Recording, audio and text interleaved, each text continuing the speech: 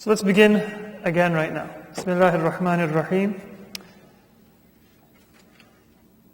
We were discussing last week lesson number 6. And in lesson 6, we were introduced for the first time to verbs. In Arabic, verbs are conjugated with 14 forms.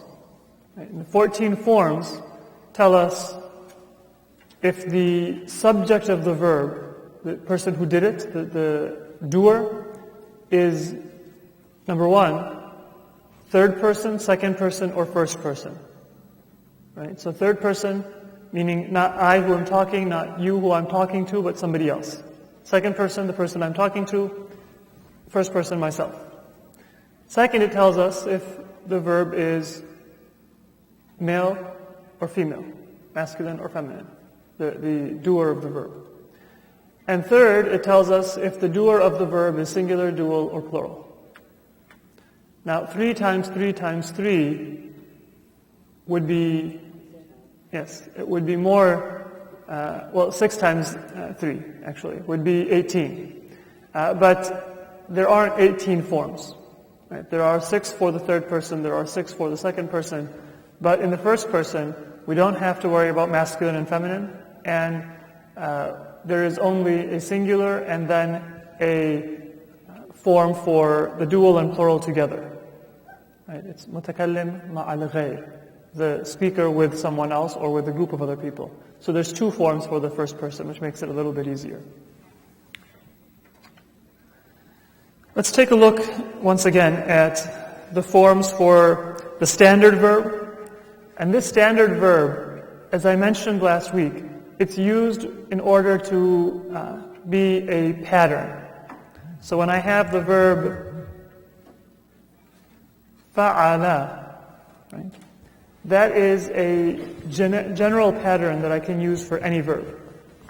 And if I'm talking about any other verb, I will say that the first letter of that verb is in place of the fa here. And it can be called fa'ul fi'l. The second letter of that verb will be called the ayn of that verb, or ayn al-fi'l. Those of you who were here last week, you did have this already. And the third letter of whatever verb it is will be called lam al-fi'l.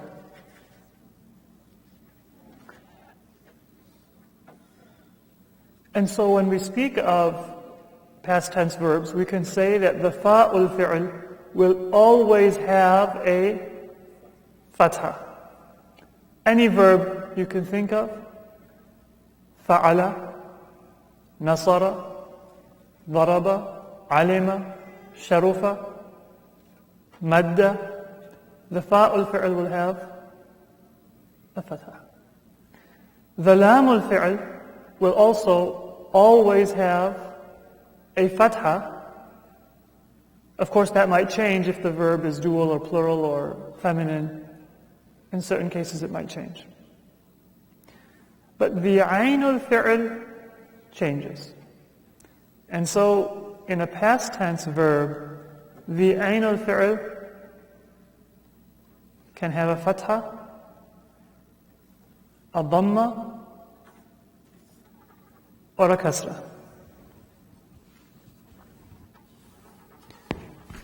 And all 3 of them do exist.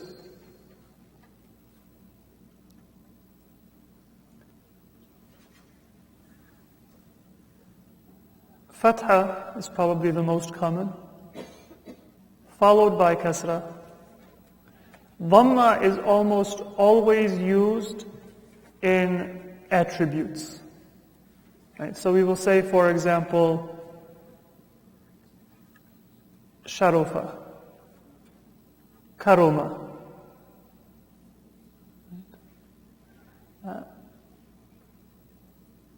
Attributes that describe something, the character or the quality of a person or a thing. And so there will almost never be a direct object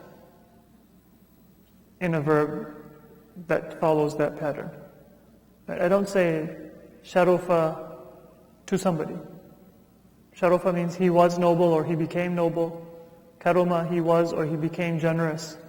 There's no object. It's just an adjective or a quality describing the subject.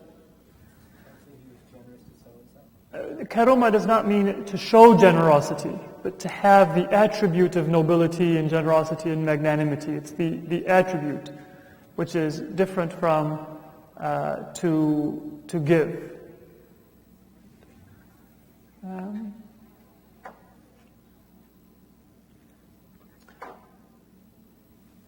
A verb that has a fatha or a kasra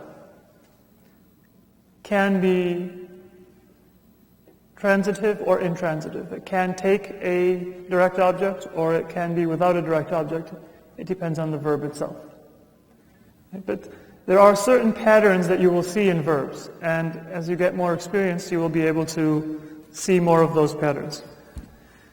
I want to review this chart, and even though I think most of you have already looked it over and hopefully memorized it, but just to take a look at how these forms are derived one more time. So take a look at the chart, and how do we approach traditional charts of verbs in Arabic? We start from the singular, the third person masculine singular. Right? Why do we do that? Why don't we use the infinitive, or what's known in Arabic as the masdar?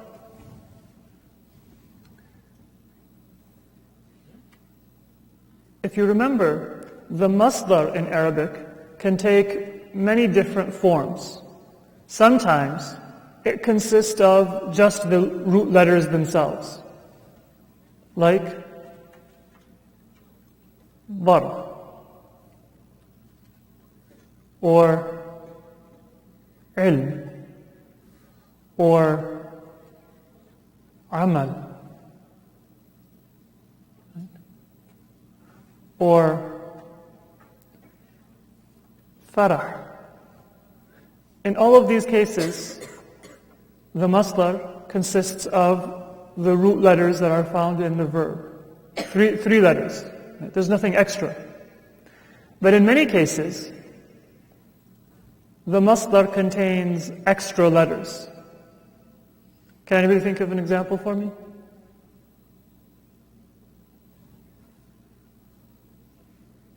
For example, tahara. Right? The verb is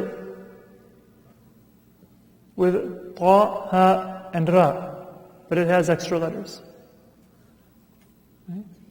So, or for some more examples, we can say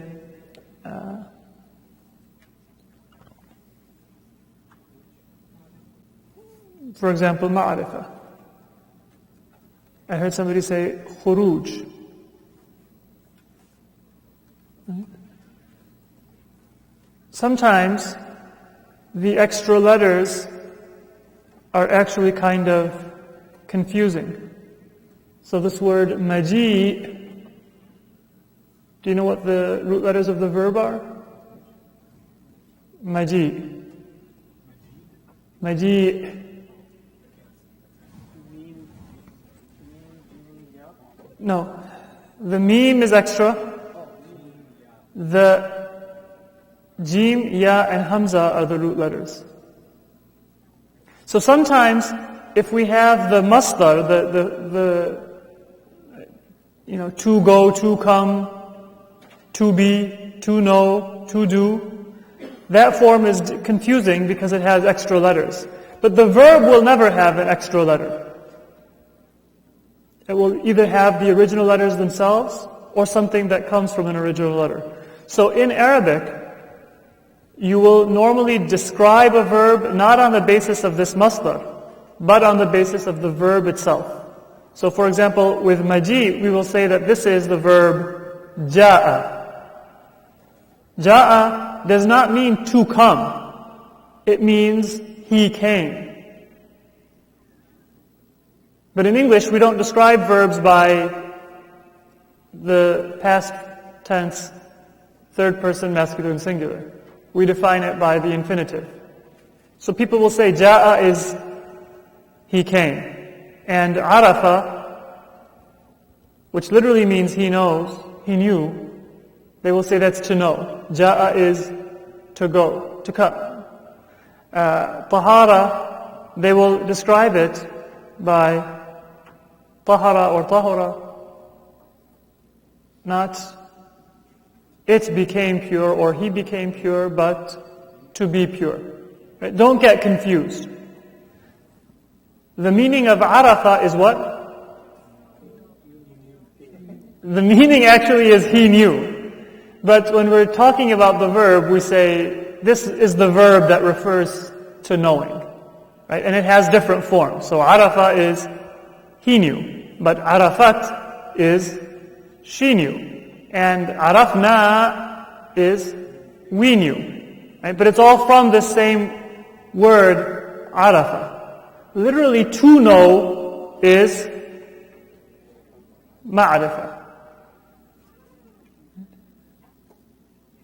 But that's not used in describing the verb.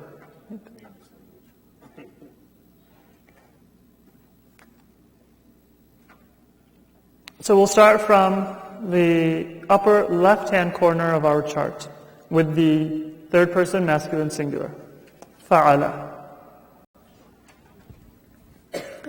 What you'll note is that we're going to add certain letters to the end of the verb in order to indicate who the subject of the verb is, who is doing the verb. So if we want to say, two men did something, what do we add to the verb? We add an alif. And where do we add that alif?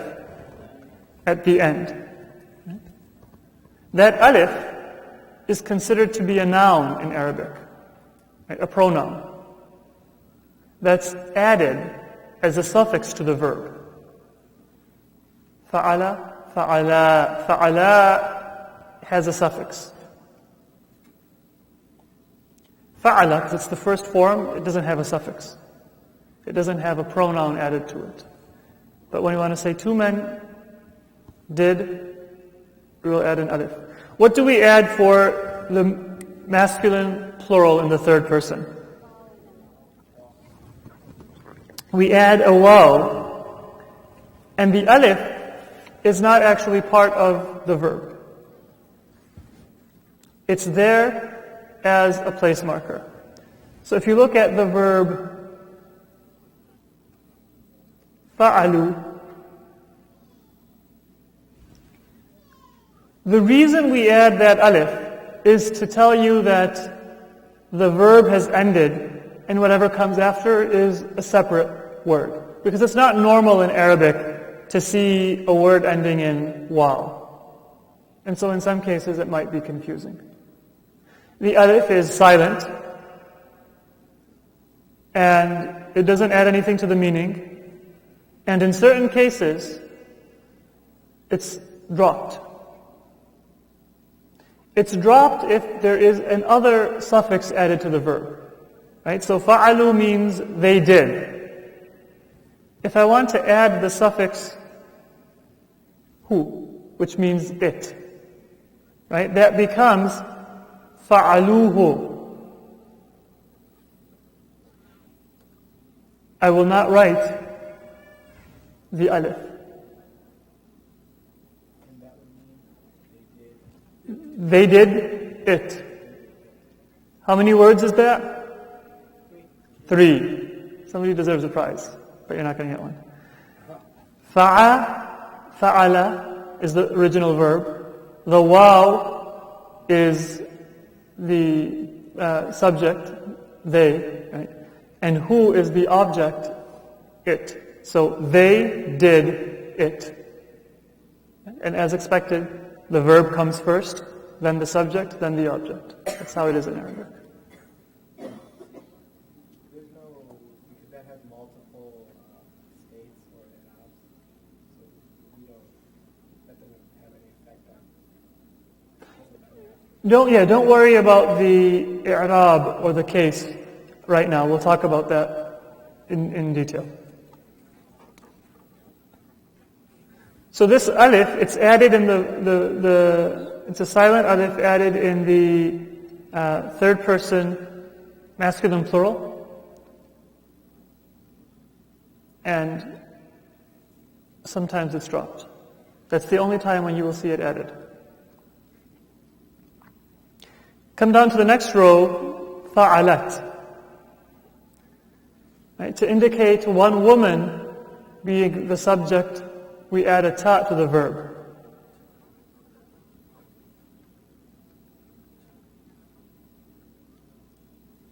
Now, one thing that I'm going to mention to you, and it's not going to make sense to all of you right away, but it will make sense shortly. This ta that we add for the feminine, singular, it is not a pronoun. It's not indicating the subject. It's just there as a marker that the subject is feminine. So it's not the same thing as that waw in fa'alu or the alif in fa'ala. Now, you might say that, well, if it's there, why not just call it a pronoun? What difference does it make? But it does make a difference because there are certain rules that exist for pronouns that will not apply to this ta.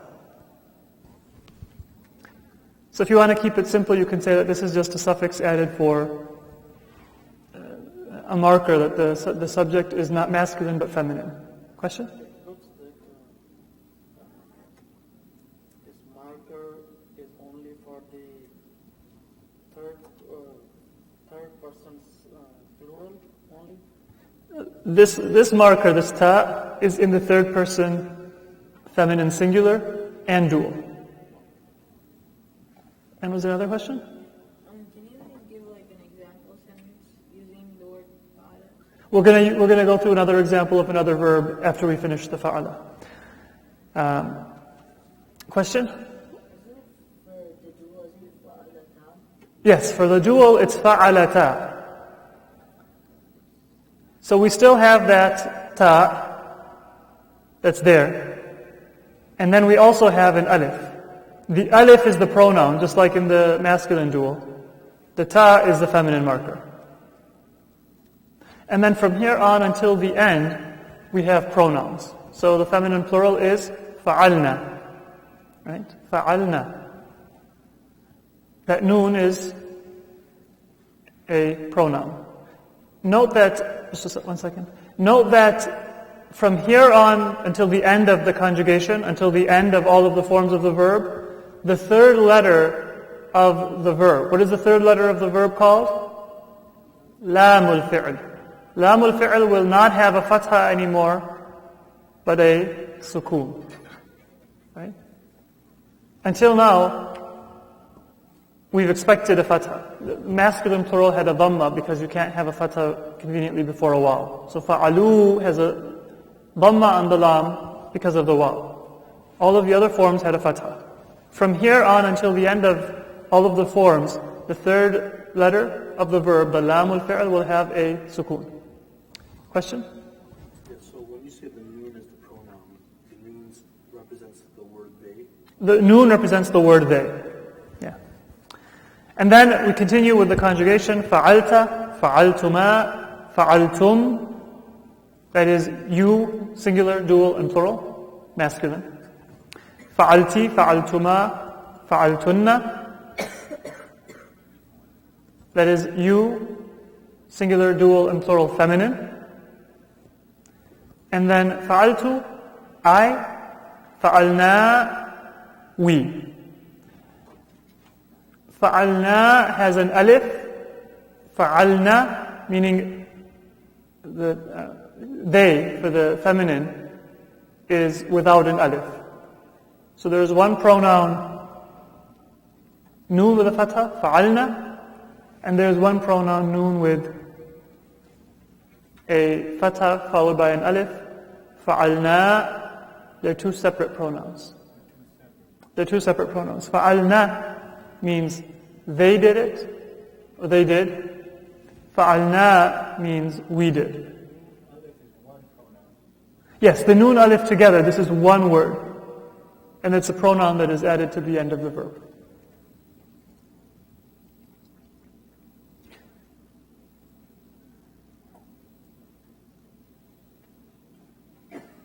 In this chart, you'll see that under the dotted line, it mentions what the pronoun is. And all of those pronouns are given to you. But for the third person singular, both masculine and feminine, it says the pronoun is hidden. Right? What does it mean that the pronoun is hidden? It means that it's not visible. Because fa'ala, those are all three root letters of the verb itself. There's nothing there that could be called a pronoun. In fa'alat, the first three letters belong to the verb itself. The ta is there as a marker for being feminine. There's nothing there that you can call a pronoun. So there's no pronoun in that sentence.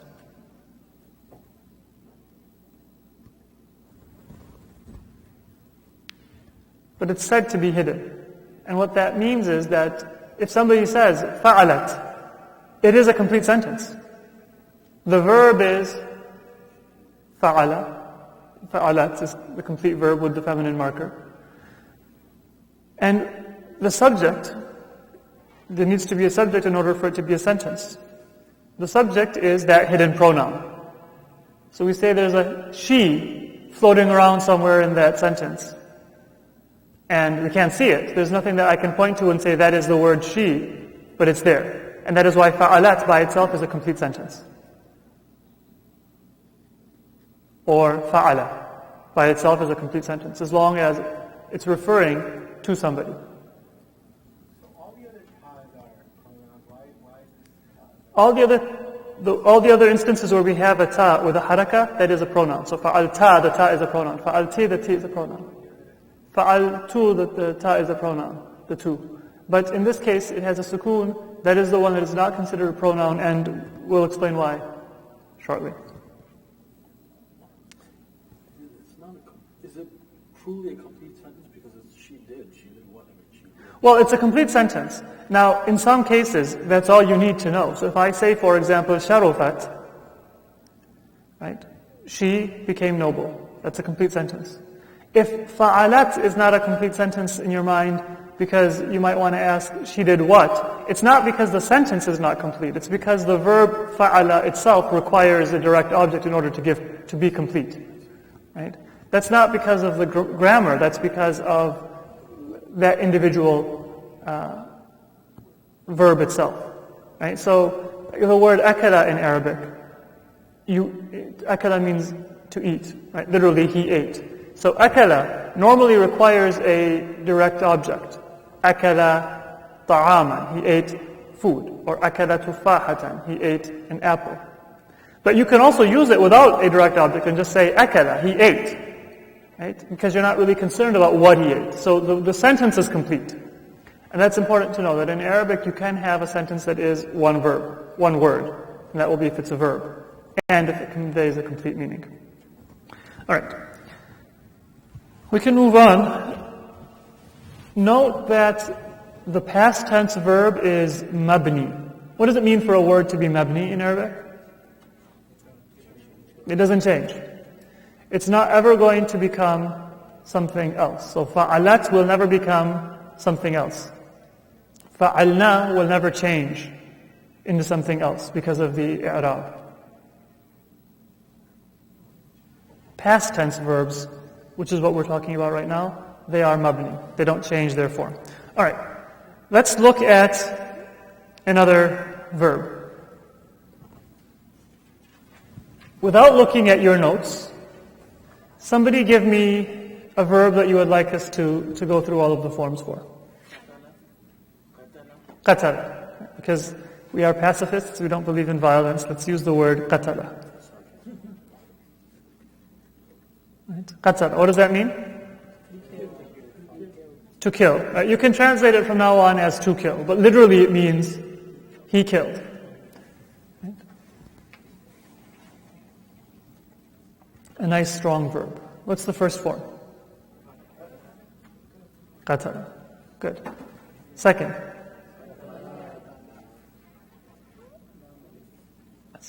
Qatala. قتلوا. And then the feminine will be قتلت, قتلتا, قتلنا. Right? What will it be? Good. قتلت. I can't write. قتلتما. قتلتم. قتلتي. قتلتما. قتلتن.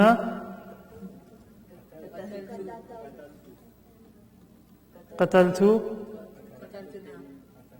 قتلنا.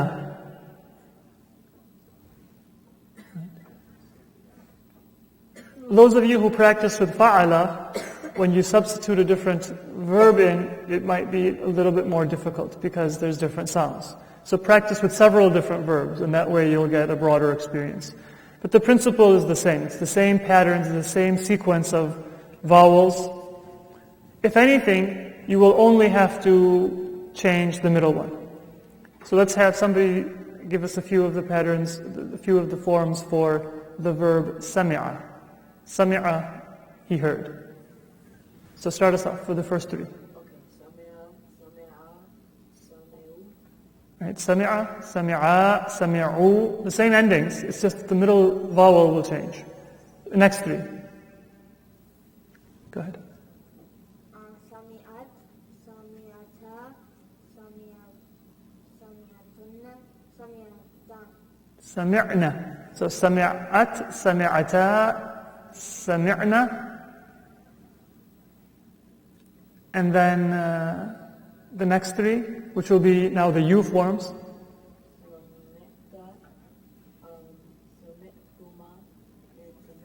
Sami'ta, sami'tuma, sami'tum. And then would you like to do the feminine forms? سمعتي سمعتما سمعتنا. Sami'ti, sami'tuma, sami'tunna. And in the back, would you like to do the last two? In the back. Okay, sami'tu, sami'na. Right? Just the middle vowel will change, everything else is the same. So continue to practice with different verbs, and eventually it will become second nature. Or it'll become third nature, if it's your third language. Even if it's your third language, eventually you want to move Arabic up a notch, make it the second language, and then maybe even the first language. So the more you practice, the easier it will get.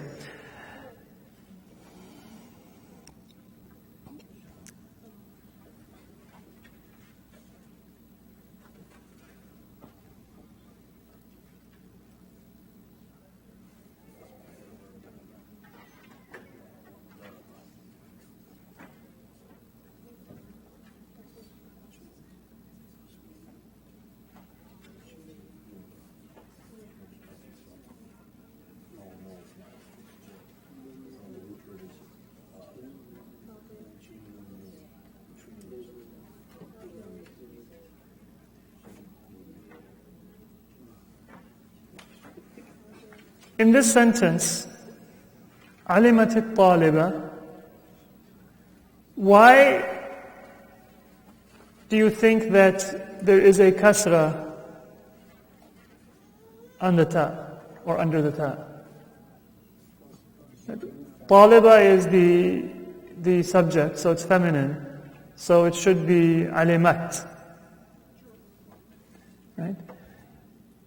Whenever you have an example where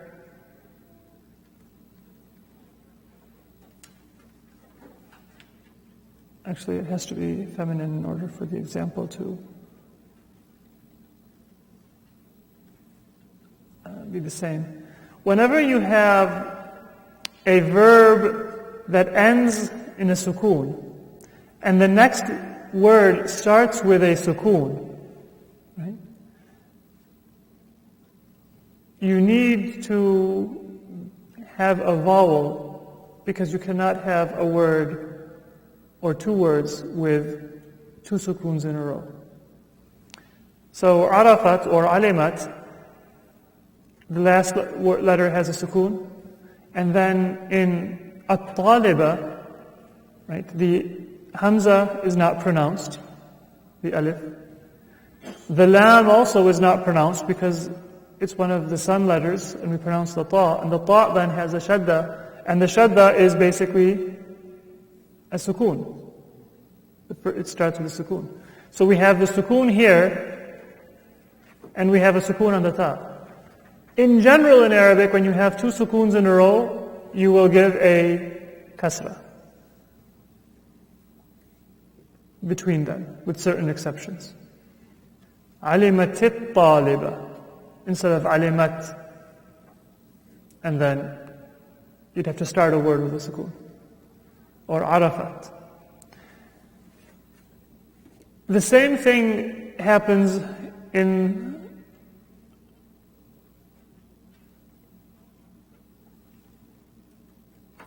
the second person plural.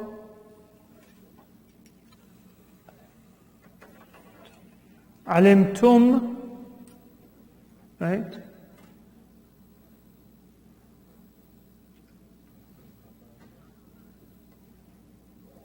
Al-mas'ala, you have to put, in this case, a dhamma, because tum is considered to be easier to pronounce if there is a dhamma afterwards.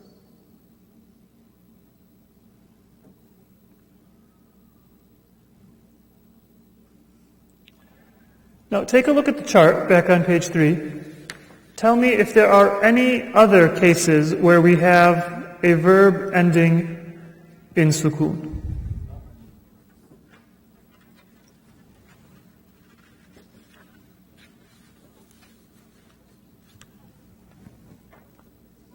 So فعلت, we will add a kasra. فعلت الطالبة. فعلتم, we will add a dhamma. فعلتم الفعل. Yes, we do have other cases, right, where we have a long vowel at the end, like فعلوا or فعلا or فعلنا. What do we do in those cases? In those cases, if there is a word that comes with a sukoon in the beginning, because it's a weak letter, we drop it. We write it, but we'll drop it in pronunciation. So if I want to say fa'alu, right? If the next word starts with a vowel sound, it's a consonant with a vowel, then I will pronounce it as normal. Right? So I will say, for example, فَعَلُوا كَثِيرًا. This is just a sentence to give the grammatical rule. They did a lot.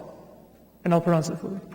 But if I want to add alif lam, and then it starts with a sukoon, of course there won't be an alif, I cannot say فَعَلُوا الْكَثِيرِ. Instead I will say فَعَلُوا الْكَثِيرِ. The waw will not be pronounced, but it will be written. In English we can say that the long vowel will convert to a short vowel. فَعَلُوا will convert to فَعَلُوا. But in Arabic, we don't have long and short vowels, we have a waw that is being dropped in pronunciation. It'll still be written. Same thing with fa'ala or fa'alna or fa'alata or any other case that we might have. Let's take a look at all of these verses of Quran that we see on page 4 and get some practice with looking at past tense verbs.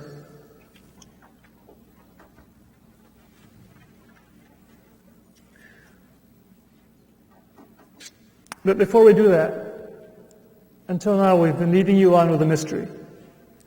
And the mystery is, why do we say there's a hidden pronoun? And why don't we say that ta in the feminine singular is a pronoun?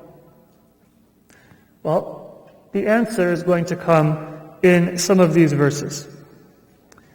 The answer is that in every Arabic sentence, there needs to be a subject. And if it's a verbal sentence that starts with a verb, there needs to be a doer. If it's one of the verb forms that has a suffix, that is a pronoun, what is the doer? Or the fa'il? The suffix. The pronoun is the doer. You have to answer within 1 second of me writing down the verb.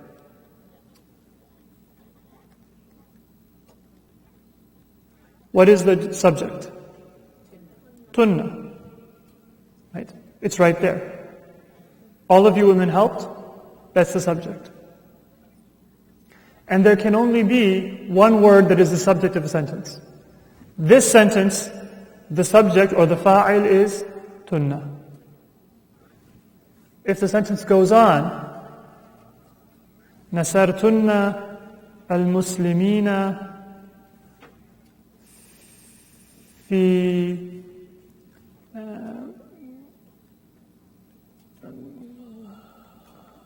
ghazwat Uhud, whatever the sentence might be, if that's the fa'il, then the sentence will continue and it will not have another fa'il. In 12 forms of the verb, you will always know what the fa'il is because it is the suffix.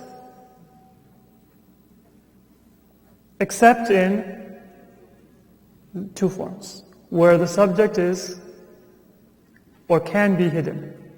In the huwa, he, or the hiya, she. In that case, the subject is not there on the verb. It's possible for the subject to be somewhere else. So I can say, for example, Nasara Zaydun. What's the subject of the sentence? Zayd. Or I can say, Nasarat Hindun. What's the subject? Hindun. Do you see why I can't say this is a subject?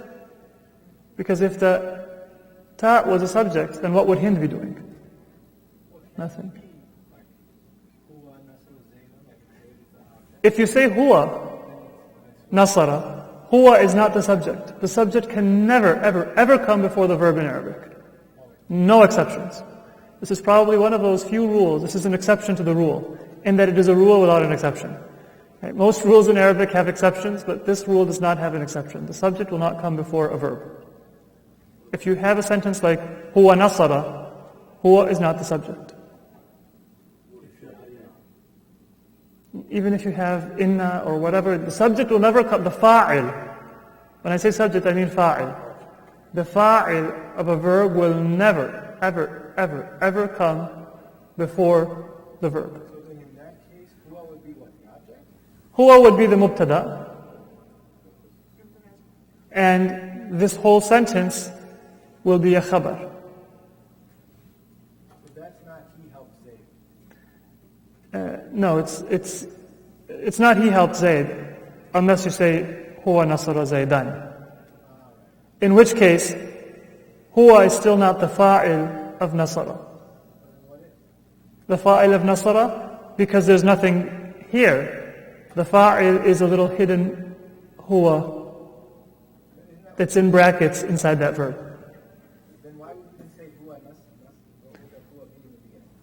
Why would you say that there? That's because you want to say it with emphasis. You don't need to say it. You could just say nasara Zaydan. That's how you would normally say it in Arabic. Nasara Zaydan. He helped Zayd. So saying huwa nasara Zaydan is emphasis. It's like saying he did help Zayd. Or he did help Zayd. It does come up where people write it. Yeah, you will see examples like that, but then you will not call it the fa'il. Right? It's not the normal order of the sentence. So the normal order of a sentence in Arabic, and we did mention this before, but this is where you will see that it's going to be used, is the verb first, then the subject, then the object. Like, Nasara Zaydun Bakran. Verb, subject, object.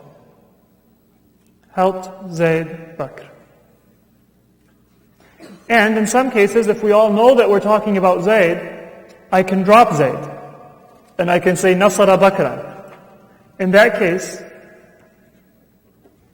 what is the subject? Or the fa'il? Bakr is the object. He's being helped. If I say Nasara Zaydun Bakran, the subject or the fa'il is Zayd. It's not hidden. It's Zayd. But if I take that Zayd off, because we know we're talking about Zayd, and I just say Nasara Bakran, then the subject is a huwa hidden inside Nasara that goes back to whatever person we've been talking about before. Question? So this is verb, subject, object. Verb, subject, object, yes. The normal. That's the normal order in Arabic. Is this always? It's not always. That's the normal order in Arabic. First the verb. وَقَتَلَ دَاوُودُ جَالُوتَ. Who killed who?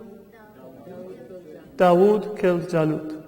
But you can reverse the order if you want. You can say Dawood قتل Jalut. Or you can say قتل جالوت داوود. Right? But that's not the normal order of a sentence. There would be a reason why you would change it. So you can't put this Dawood first. You can put Dawood first, but it's not the fa'il. If I say Dawood قتل Jalut, it's for emphasis. Always for emphasis to put the. Whatever comes first is for emphasis. You need Dawood to specify Dawood. If you didn't have Dawood, then Well, let's say that sentence. قتل داوود Jalut. Right? Normally in the Quran, Dawood will not be written like that. I'm writing it like that just so that you know how to pronounce it. But normally you will see Dawood written like this. In the Quran, and actually this name is written like that outside of the Quran as well. Normally it's written like this. In the Quran, you will often see a small waw placed after the dhamma on the waw itself. In some versions of the Quran, you might see a little backwards dhamma placed like that. So there's a long vowel. There's different notations. But classically in Arabic, it was just written like this.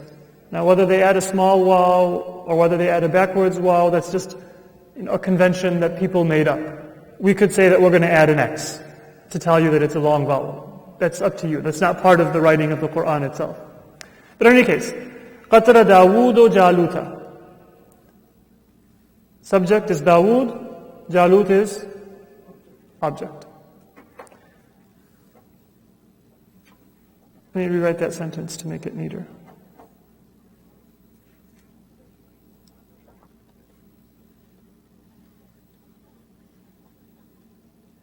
I can say Dawood قتل Jalut. In this case, the subject is huwa, inside qatala, that refers back to Dawood. But like from an English perspective, Dawood is still doing it. He is taking it. Well, from an English perspective, it's different because the emphasis does not show up. But it does make a difference in the rules that we're going to see in these verses of Quran and in the future. So take it on faith for now, that there's a reason why I'm saying that the huwa is the fa'il and it's going back to Dawood. And you'll see why that makes sense in Arabic as we go through these verses. I just wanted to make that point now so we can go through these verses. So let's go through the verses. The first one is أَلَمْ تَرَ كَيْفَ فَعَلَ رَبُّكَ بِأَصْحَابِ الْفِيلِ. فَعَلَ. That's the verb itself. He did. Who is the one that is doing? So in this sentence, فَعَلَ رَبُّكَ. The subject is Rabb. Just the word Rabb is the subject. That's why it is marfu'. We don't say Rabbika or Rabbaka in this sentence. We say Rabbuka. Why? Because Rabb is the subject, the fa'il. So what is ka? It's a pronoun and it is mudaf ilay. Rabbuka is Rabb of ka, Lord of you. Who did? Your Lord, or the Lord of you did. Even though it's mudaf but it's because it's masculine you, it has to be Yeah, pronouns don't change. Rabbuka will always, the ka will always be ka, even though it's mudaf ilay, because pronouns, they can't change. If I were to say that, well, mudaf ilay should have jar and I need to give it a kasra, then it would change from the Lord of you masculine to the Lord of you feminine. Ki is the feminine pronoun. So the pronouns don't change. Rabbuka will remain Rabbuka. So what does that sentence mean? Fa'ala Rabbuka? Your Lord did. That's it.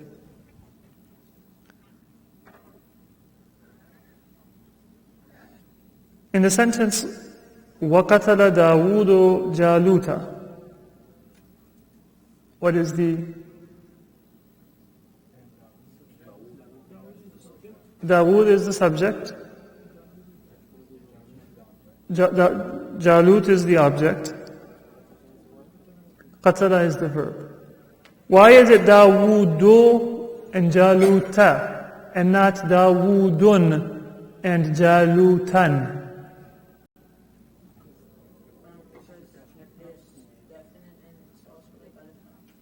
There's no alif lam. Dawood has no alif lam.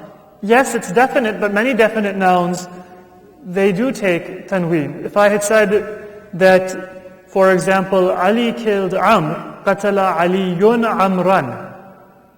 So Ali and Amr are both definite because they're names, but they can take tanween. Yes, it's mamnu' min as-sarf or ghayr munsarif, or a noun that does not take tanween or kasra. There are some nouns that cannot take tanween or kasra. Dawood and Jalut are both foreign names. And in general, foreign names do not take tanween or kasra. So, qatala Dawudu Jaluta. Foreign name from the other language. Name from other languages. So basically, in the Quran, the names of the prophets, for example, are almost all considered to be foreign. Aside from Muhammad and Shu'aib and just a few other examples. Hud, Lut, Nuh, they are foreign, but if you remember, we mentioned that if there is a foreign name that is of 3 letters, it can take tanween. So Lut is not Arabic, but it's 3 letters. The middle letter has a sukoon, so it can take tanween. What about the word Allah? I've never seen Allah with tanween. Allah doesn't have tanween because it has alif lam. It has alif lam. A word with alif lam cannot take tanween, but it can still take kasra. And that's why Allah does take kasra, billahi. But if it had been mamnu' min as-sarf, it wouldn't take kasra either. Next sentence. فَلَمَّا بَلَغَا مَجْمَعَ بَيْنِهِمَا نَسِيَ حُوتَهُمَا. بَلَغَا. Dual. Masculine. So translate it. No, balagha means to reach. Yeah. Yeah. And the word balagha means eloquence, because eloquent speech is word that reaches your heart and affects you. Right? So it's eloquence. Balagha, the 2 of them reached. What is the subject? The alif is the fa'il.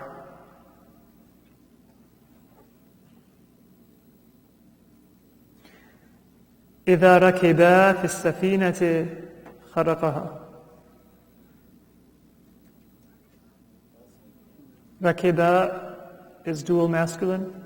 Translation? the two of them rode. خَرَقَهَا, we can also use that. That's also a verb.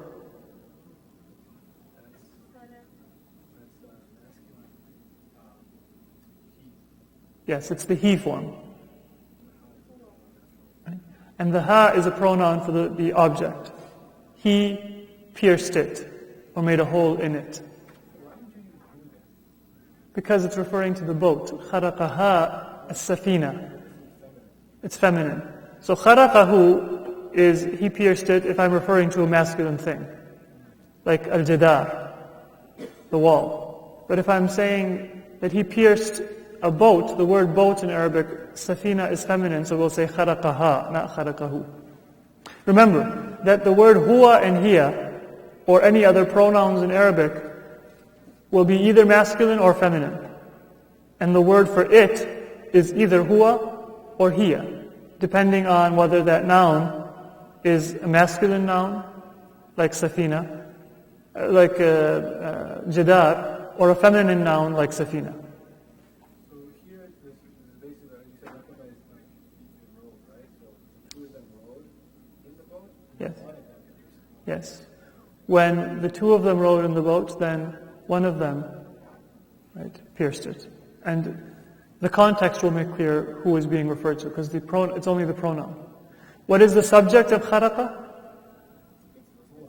It's the hidden pronoun that is huwa. Right? It's not, you don't see a huwa, but it's hidden. أَلَمْ تَرَ إِلَى الَّذِينَ خَرَجُوا مِنْ دِيَارِهِمْ. خَرَجُوا, they exited. And the subject, the fa'il? The fa'il is the waw. خَرَجُوا, they left. كُلَّمَا دَخَلَتْ أُمَّةٌ لَعَنَتْ أُخْتَهَا. Two verbs.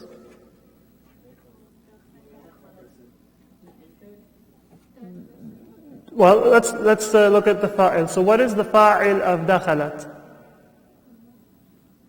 Ummatun. Ummah, community. So the fa'il of dakhalat is ummah. What is the fa'il of la'anat? Well, take a look closely. You'll see that it says ukhtaha. If it had been ukhtuha, then you could say that ukhtuha is the fa'il, but it's ukhtaha. Can a fa'il ever be mansoob? No, a fa'il will never be mansoob. So what is the subject or the fa'il of la'anat? Here. It's a here referring back to what? Ummatun. So every time a community enters, it cursed. What cursed? The community. It goes back to ummatun. It cursed its sister community. Right? So every group that entered curses the other group, right? Or imprecates against the other group. That's one of the concepts of the Quran, that the people of hellfire will have a takhasum, will have a mutual conflict among themselves, and each one will blame the other for their punishment. فَلَمَّا سَمِعَتْ بِمَكْرِهِنَّ.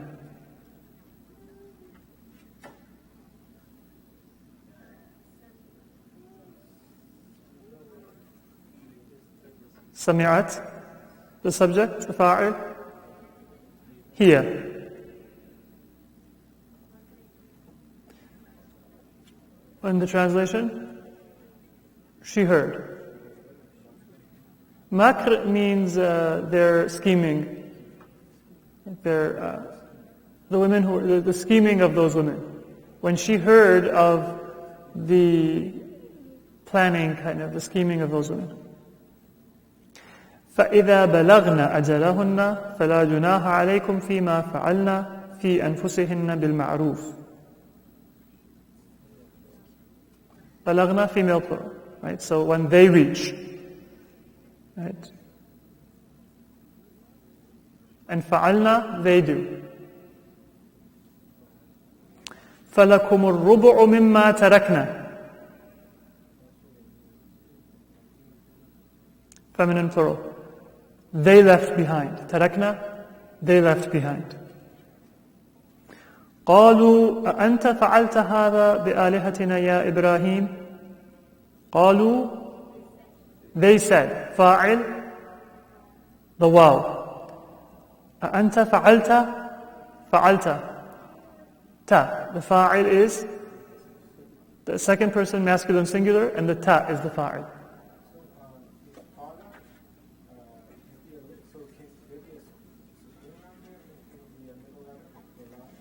In qala, yeah, qala will have it's not going to be qa'ala or qawala, it's qala. And there are some times when the middle letter will have a sukoon because it's shortened to make a long vowel, and we'll talk about that. But qala is the same as nasara, fa'ala, qatala.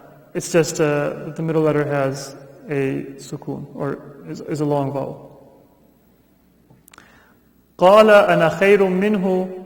Qala, as we've seen, it's just like the other verbs. Huwa khalaqtani min nar wa khalaqtahu min teen. Khalaqtani, fa'il. So the fa'il is ta. You created. What is the ni? It's a pronoun me. Right? You created me.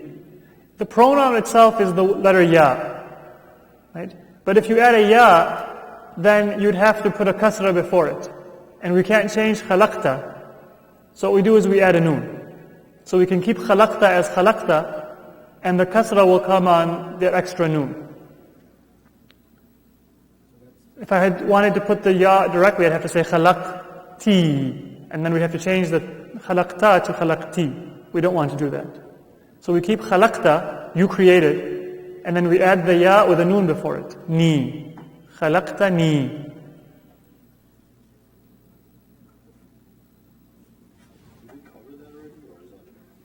We will cover that all in good time. But these are examples from the Quran, so we're going to go through the examples even if we haven't covered all of the concepts yet. I don't want to drop that much in here. No, you're fine.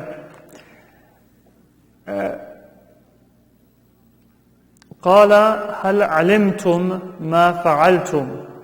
What is علمتم?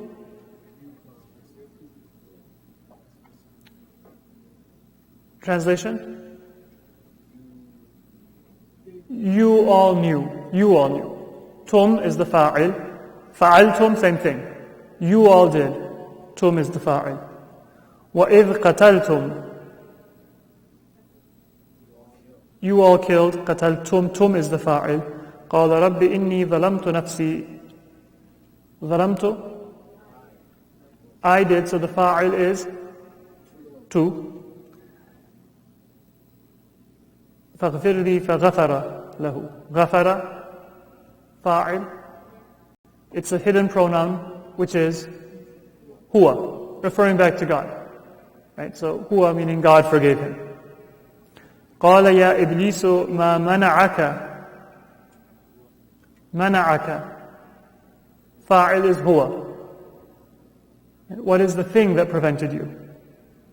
أَن تَسْجُدَ لِمَا خَلَقْتُ بِيَدَيَّ.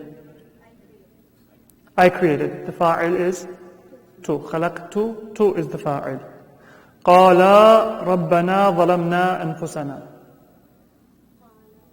قَالَ, the alif, right? They said, ظَلَمْنَا, the two of them, yes. ظَلَمْنَا, we oppressed. Fa'il is na. وَسَكَنْتُمْ, fa'il is tum.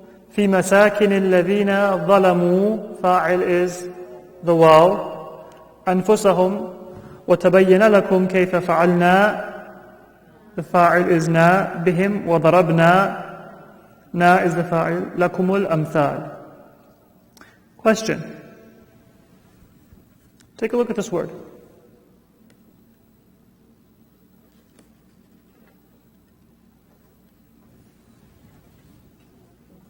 Masakin.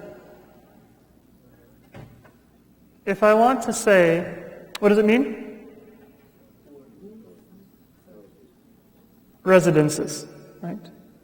Ra'aytu masakin. Ra'aytu, what is the fa'il of this sentence?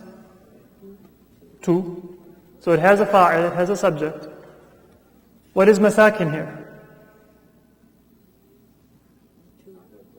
The object, right? The direct object. What did I see? I saw houses. How will I give the i'rab of masakin? Masaki. Masakina. Because it's the object, so it'll be mansoob. Mansoob.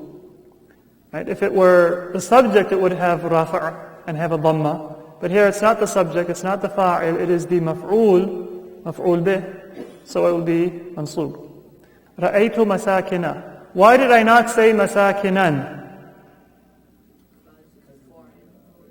It's not foreign, but it's like one of those foreign words. It's the type of plural that cannot take a kasra or a tanween. Like masajid, mafatih. It doesn't take kasra, it doesn't take tanween. So, in this verse of Quran, we have sakantum fi masakinil ladina. Masakinil ladina. Because of the fi, we see masakinil ladina. Now, the Quran does not contain errors. So I'm not going to accept the answer that that's a mistake.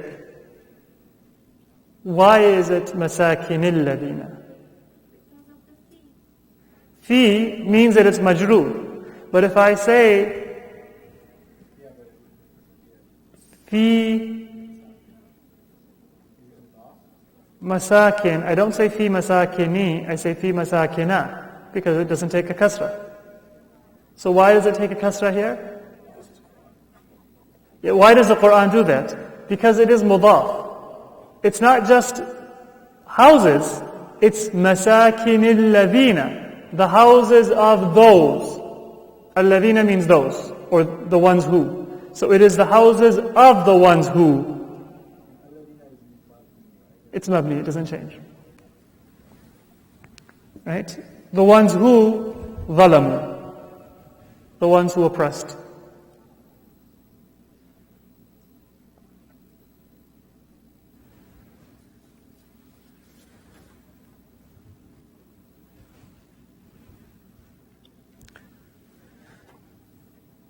Okay, take a look at those verses more when you get home to try to understand the rest of the sentence better as well. We did go through some of the sentences, but we didn't go through all of the details.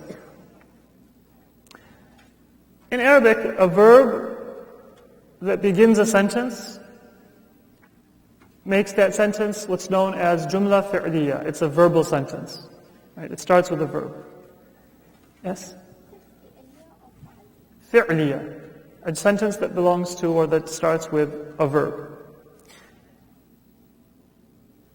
To negate that sentence, if it's a past tense verb, if I want to say ذهب, that means he went. How do I say he did not go? ما ذهب. ما.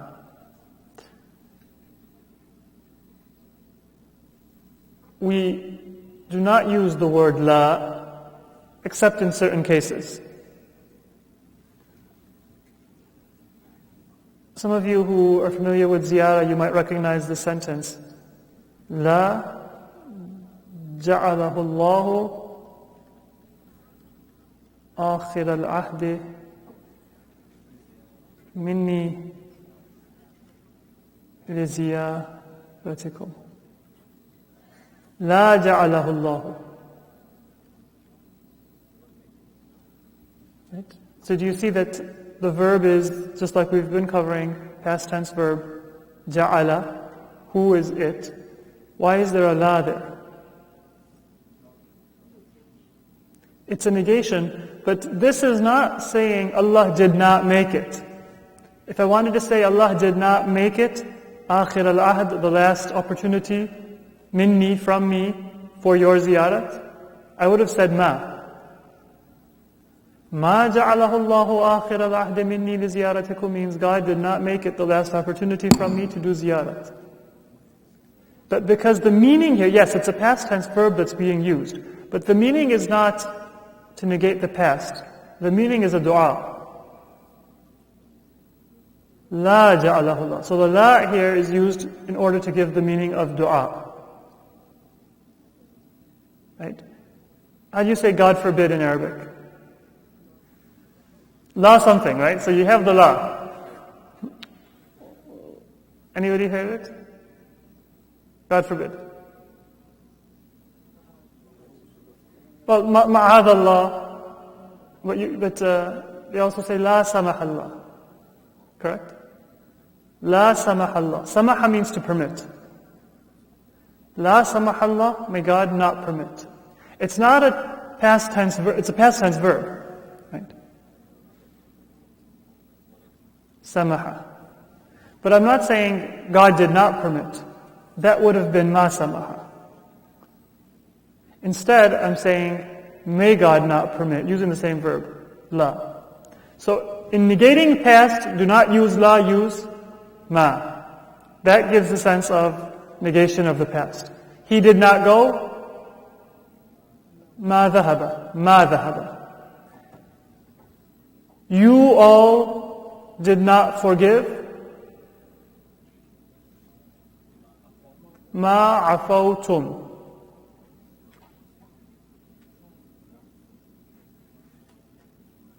Yes? Or ma ghafartum can be used as well. If you... Ma has many meanings in Arabic. One of the meanings is to negate. So ja'a, he came, ma ja'a, he did not come. Another of the meanings is what? Right? So I can say ma ja'a, and it's what came. You're right. The difference, well, here I have a period, so it means he did not come. Ma dhahaba. But if I do this, ma dhahaba, then it becomes a question, what went? Right? No, but the word ma has many different meanings. It has many other meanings as well.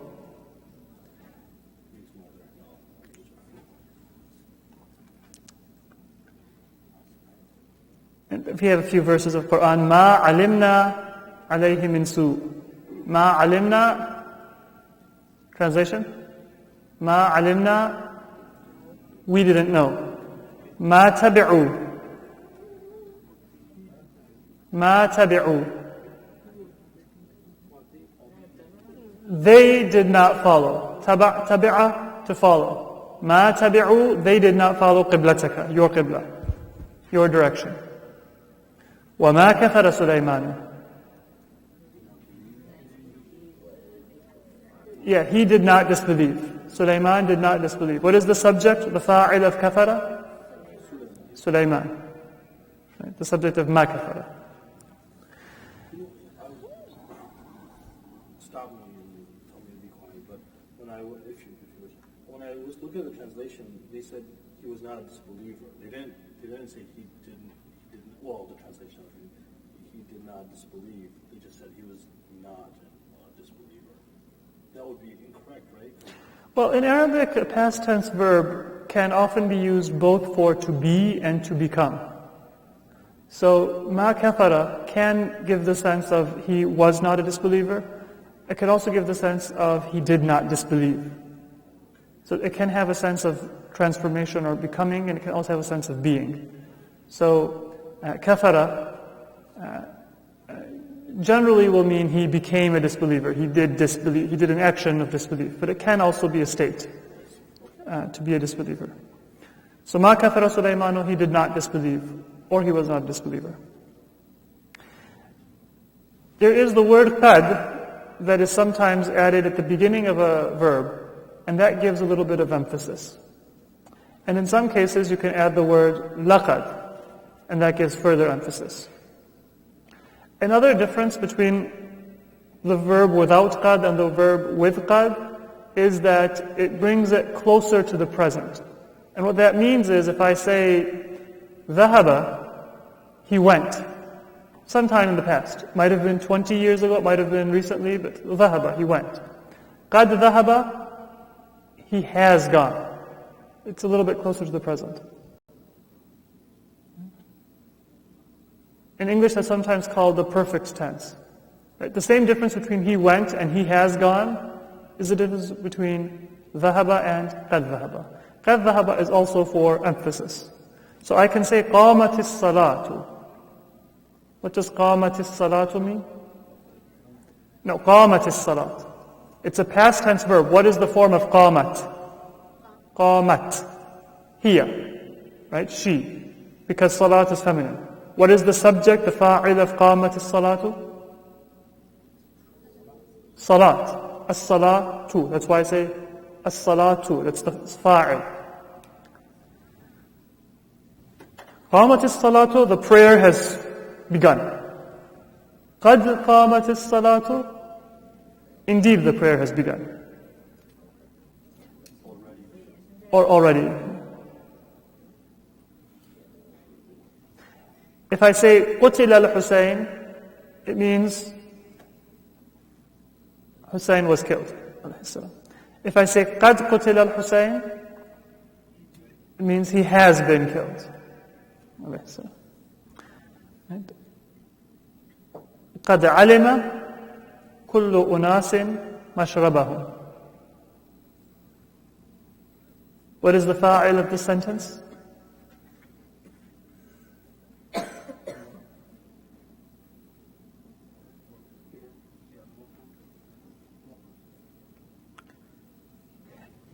When you see a verb like that, the fa'ala or the fa'alat form, either there's going to be a hidden fa'il, or there's going to be a fa'il mentioned after it. Check and see if the verb after it, the word after it, makes sense as the subject. Or if it has a sign of rafa. If it has a sign of rafa, that is the fa'il. So in this case, kullu is marfu'. The fa'il is kullu.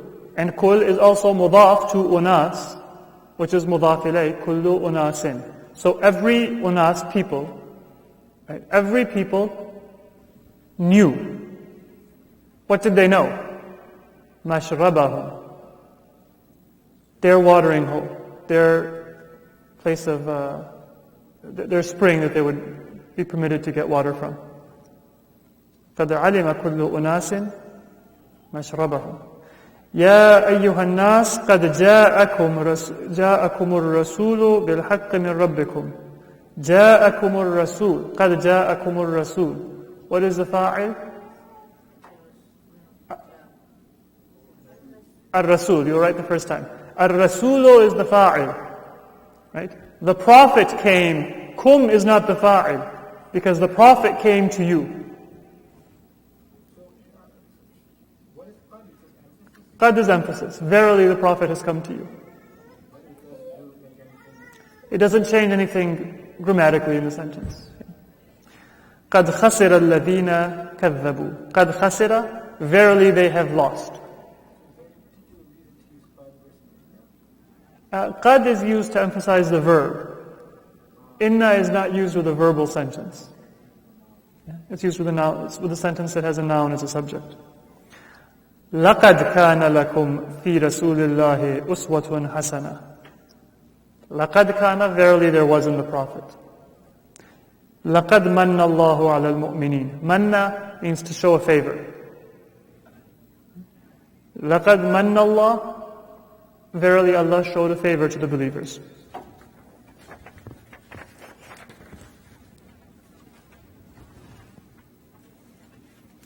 Right now, when we finish this lesson, you're going to have some information that will be useful to you when you review. So make sure that you do go back and review those verses of Quran, because when we've completed this lesson, you'll have information that will make a lot more sense in understanding those verses.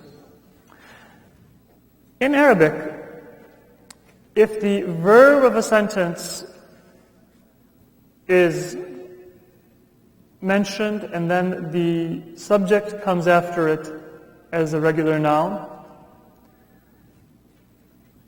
the verb will not agree with the subject in number, but it will agree in gender.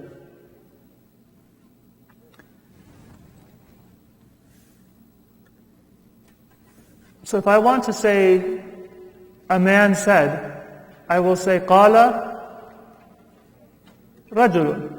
A man said.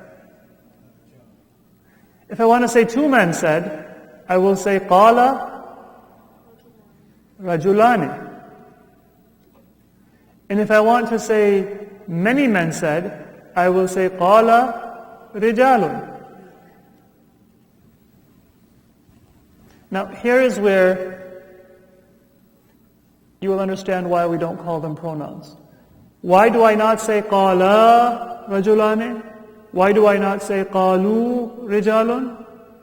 Because if I said قَالَ, then the alif will be the subject, the fa'il. What's the رَجُلَانِ doing? If I say قَالُوا رِجَالٌ, the waw is the subject, the fa'il. What is the رِجَالٌ doing? So if I have the fa'il mentioned, So is it wrong then to say qalu rijal? قَالُوا رِجَالٌ is wrong. But you could say rijalun qalu. Yes, you could say رِجَالٌ قَالُوا, because then there is no noun that is the subject after the verb. So the Arabic is different from the English. The noun that is the subject might be singular or dual or plural, but the verb will be singular because that noun will be the subject. قَالَ رِجَالٌ. But if I omit رِجَال, because I know that we're talking about a group of men, or it's been mentioned before, then I will have to say قَالُوا.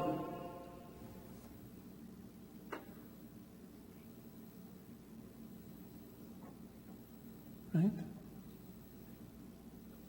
So if I want to say the students sat down and listened, this is how I will say it. جلس الطلاب or التلاميذ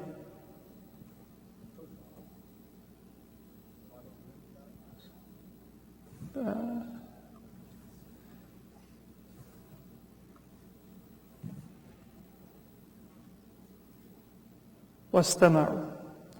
جلس الطلاب واستمعوا. You can say التلاميذ as well. The students sat and listened. Why is jalasa and singular and istama'u is plural, even though they're both referring basically to the same word, students? Because jalasa, the fa'il is at-tullab, and therefore there's not going to be a pronoun added to it. But in istama'u, the fa'il is not a noun that's coming after it. The fa'il is this waw that's going to refer back to tullab. Right? So in English, if you have a series of verbs, they will all agree. Right? He goes and eats and sleeps. Or we go and eat and sleep. They will all be the same. But in Arabic, you might have a series of verbs. جَلَسَ الطُّلَّابُ وَاسْتَمَعُوا وَكَتَبُوا, and then they wrote. Right? And it will be singular if there is a noun after it that is the subject, and it will be plural if there is a pronoun that is a subject referring back to something else. That's plural. The verb for listened, is that it? Istama'u, yeah, That's plural. it's plural. Right? In both cases, the subject is plural. But jalasa, the verb form is singular because the subject is coming right there. That's the difference between the feminine and the masculine. Because if it's feminine, I will say jalasat at-talibat. I will make the verb feminine. That's the difference between the feminine marker and the pronouns.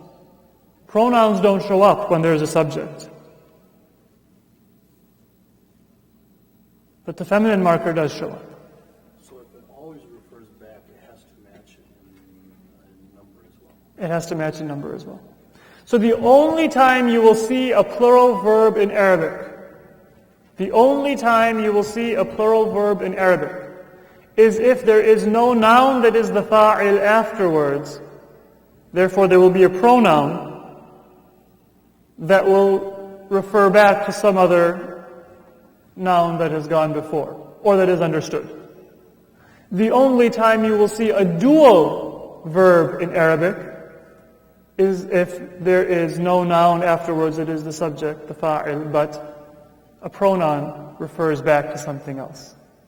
Question? Just like this, istama'u, it goes back. So take a look at the notes. When the subject of a verb follows the verb, right? And of course, every subject follows a verb. We're speaking here as if this is English, right? When the subject is a noun and it comes after the verb will agree in gender. So we'll say either jalasa or jalasat, kataba or katabat in gender. But it will always be singular because the fa'il is going to be that noun. I will say qala rajulani. Rajulani is dual, but qala remains singular. Qala rabbuka. Rabbuka is singular, qala is also singular. Qala al-mala'u. Al-mala', the group of the community, right? That whole group is plural in meaning, but qala is singular.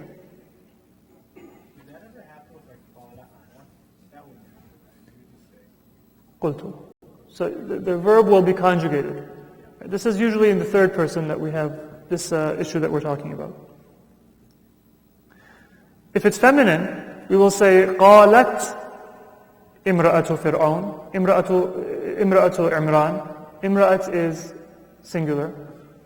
But we can also say قالت الملائكة. Malaika is plural, and the feminine verb is used, but the verb will stay singular. We will say قالت النساء. Right? The women said قالت. Even though النساء is plural. Now when it comes to the gender itself, in some cases the subject, the fa'il, might be feminine, but the verb can actually be masculine. And this is if we have a broken plural, or if it's a collective noun, a noun that refers to a group. Yeah, if it refers to masculine, it will be masculine. But if it refers to a group of feminine nouns, then the verb can be masculine or feminine. So if you see in the Quran, قَالَ نِسْوَةٌ, niswa means a group of women, but it's a collective noun. It's qala because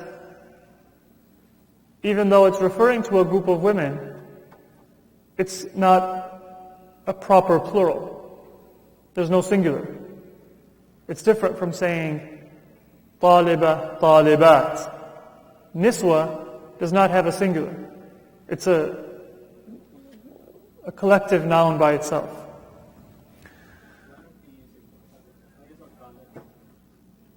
And we can say قالت as well, that's correct. So if you say قالت نسوة, that's okay. But you are also permitted to say قال نسوة. In other words, when you're reading the Quran, don't take your red pen and try to correct it. It's correct in Arabic. قالت الأعراب. In fact, when you have a broken plural or a collective noun, I misspoke earlier. Even if the noun itself is masculine, you can have a feminine verb. Yes, you can have a feminine verb, a feminine singular verb. And that's because those plurals are often treated as feminine singular nouns.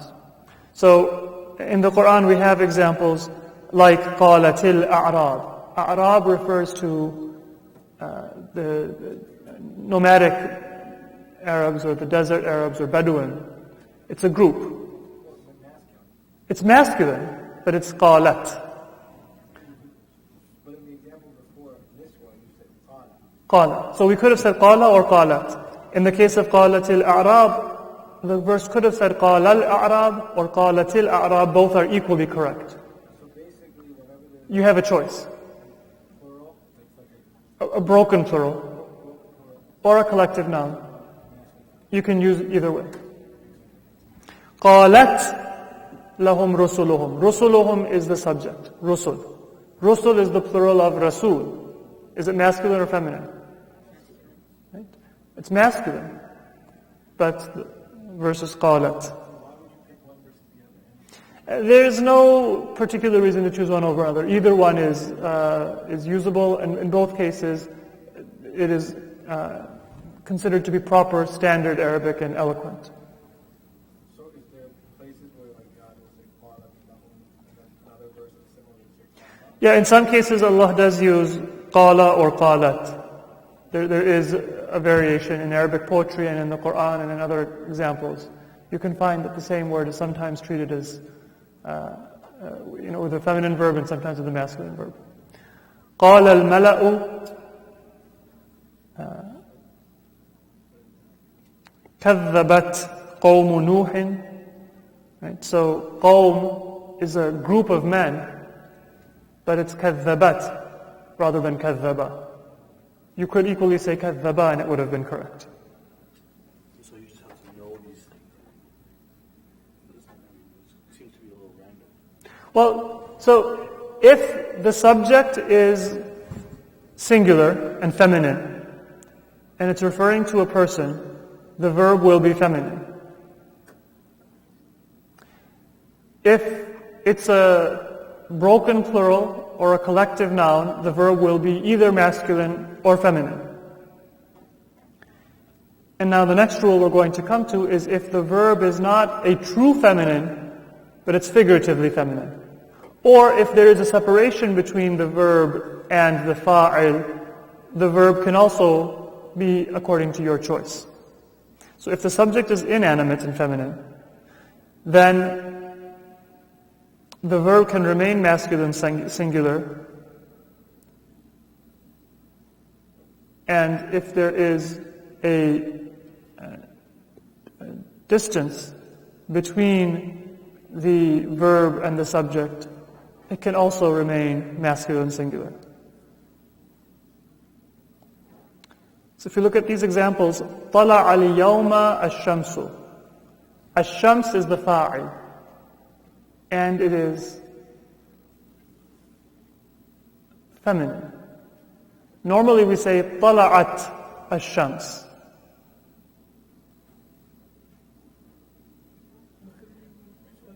طَلَعَ means to rise. We say طَلَعَتْ الشَّمْس, the sun rose. But So, isn't the triangle the subject will come right after the verb? Why would you say qala at shams al-yawm?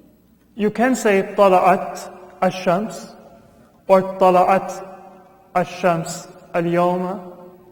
And in this case, the verb will be feminine. But if you decide to put the yawm in the middle, then you can say طَلَعَتْ or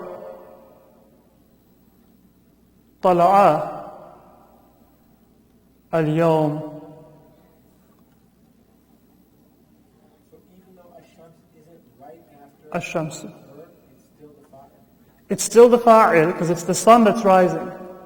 But because it's been separated from the verb, even though it's a feminine noun, you can use a masculine verb.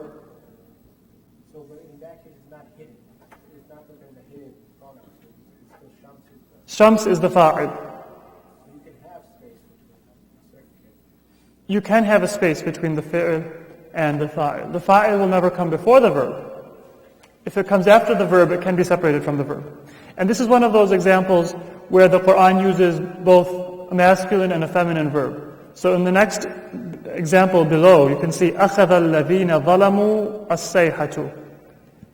السَّيْحَةُ, that heavenly punishment, أَخَذَ. It overtook the oppressors. الَّذِينَ ظَلَمُوا is the object. Those who oppressed, السَّيْحَةُ, the sayha, أخذ, took, الَّذِينَ ظَلَمُوا, those who oppressed. أخذ means to took, to take, to grasp. Yeah. That's why it's السَّيْحَةُ, it's the fa'il. The sayha, that divine retribution, the heavenly punishment, literally the heavenly sound, but it's a metaphor for divine punishment. It overtook الَّذِينَ ظَلَمُوا. السَّيْحَةُ is feminine, but the verb is أَخَذَ. It can also be used أَخَذَتْ. And we do find in the Quran أَخَذَتِ الَّذِينَ ظَلَمُوا السَّيْحَةُ as well. Both are used. أَخَذَتْ and then السَّيْحَةُ. And so this was something that was common in pre-Quranic. In pre-Quranic and even afterwards, either one can be used. Yeah, so you can use the masculine or the feminine form.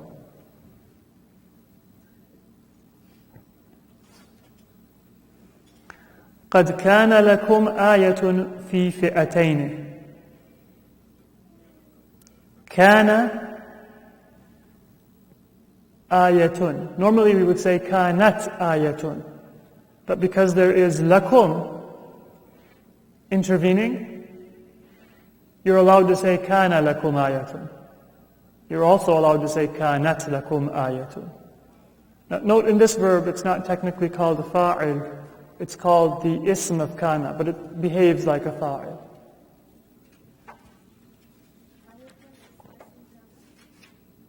So ayatun is ism of kana, and lakum is the khabar of kana. Now, in these notes, the detail is not mentioned, but even if the subject is an animate noun, like it's actually referring to a female human being, if there is a separation, you are permitted to use a masculine verb. It's just not common. So for those of you who are sticklers for detail, you can add that in if you would like. Those of you who would not like to, you don't need to. Now what happens when the subject does not follow the verb?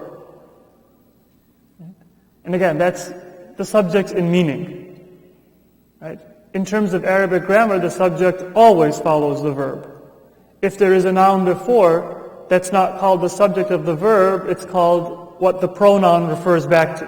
But in meaning, the subject comes before the verb. What happens then? In that case, the subject will take this dual or plural marker.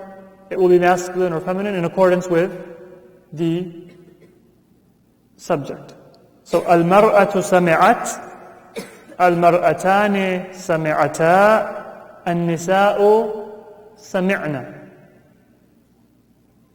Right?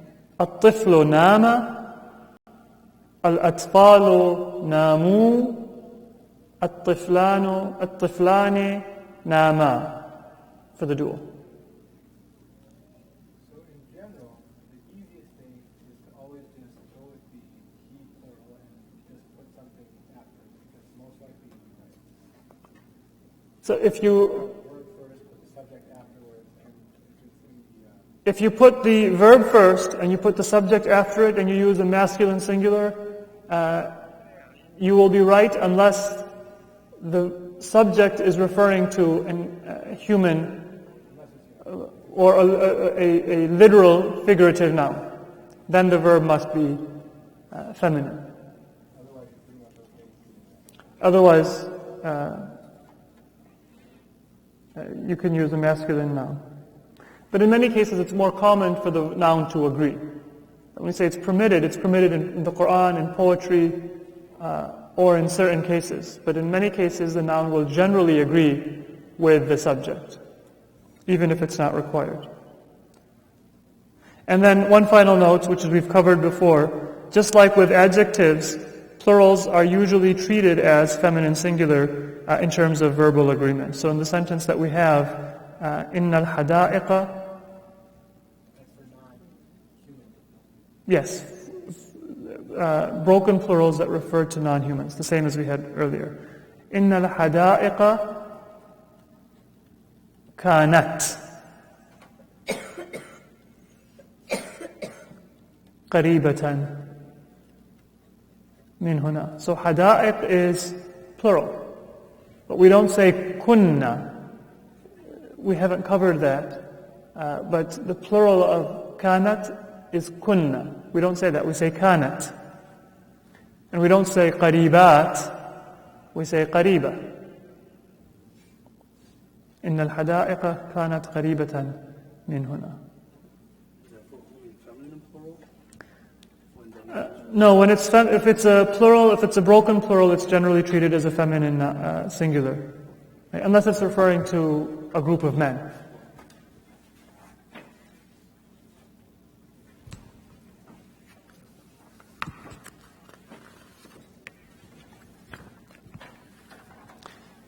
Now, we did pass out lesson 7, and it would be a pity not to start it. So just the first page, I promise we will not start the second page. Yes, you look at it, and I want to look at the chart, because we're going to use this, so I want you to have a week to take a look at it. There are attached pronouns, right, that are added to nouns or added to verbs to convey additional meanings. And this is easy to memorize because it's very similar to how we had with the verbs. Not exactly. But take a look at the attached pronouns. It's the same 14 patterns. You'll start from the masculine singular, and then you'll follow the chart. So the masculine singular is hu, and then huma, and then hum, and then the feminine will be ha, huma, hunna, and then the you form, masculine, will be ka, kuma, kum, and then the you feminine will be ki, kuma, kunna. And then the singular form will be e, with a kasra before it, and plural will be na. That will be attached to a noun, like kitabuna, our book, or a verb, right? Qatala na. He killed us. Right? And so the other pronouns are always independent, they're not attached. The ones that you learned. The ones that we learned that are attached to the verb, they are also a form of attached pronouns. Those are special to verbs. They attach to a verb and they indicate who the fa'il of the verb is.